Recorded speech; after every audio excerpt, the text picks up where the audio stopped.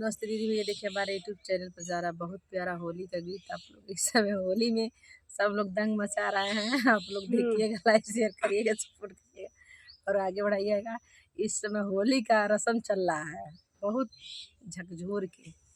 आप लोग देखिए और कमेंट में बताइए कैसा लग रहा है होली का गीत। होलिया में तो खैले मन बलमु गोलिया तो कहाँ से मने हैं, जौन मन में तोरे करिए। होलिया में खैले बाड़ा गोलिया हो बलमु भइल बेसरमी। होलिया में खैले बाड़ा गोलिया हो बलमु भइल बेसरमी।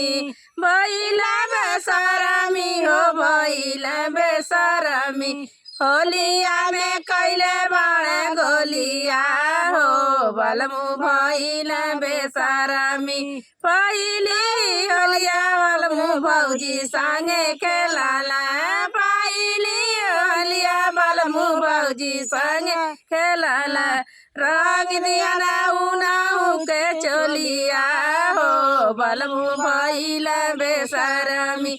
रंग दिया ना उनाऊ के चोलिया हो बलमु भइल बेसरमी। होलिया में खैले बाड़ा गोलिया हो बलमु भइल बेसरमी। दूसरी होलिया बलमु सरजी संगे खेलाला। दूसरी होलिया बलमु सरजी संगे खेलाला। फार दिया नाऊ के चलिया हो बलमु भइल बेसरमी। होलिया में खैले बाड़ा गोलिया हो बलमु भइल बेसरमी। होलिया में खैले बाड़ा गोलिया हो बलमु भइल बेसरमी। तीसरी होलिया बलमु साली संगे खेलाला। तीसरी होलिया बलमु साली संगे खेलाला। उनाहू के रंग दिया ना चुनरी हो बलमु खैले बाड़ा गोलिया। उनाहू के रंग चुनरिया हो बलमु खैले बाड़ा गोलिया।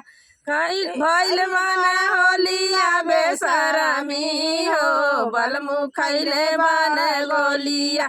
होलिया में भइल बेसरमी हो बलमु खैले बाड़ा गोलिया। चौथी होलिया बलमु हमारा संगे खेलाला। चौथी होलिया बलमु हमारा संगे खेलाला। कोई दिया गलावा गुलाल हो बलमु खैले बाड़ा गोलिया। कोई दिया गलावा गुलाल हो बलमु खैले बाड़ा गोलिया।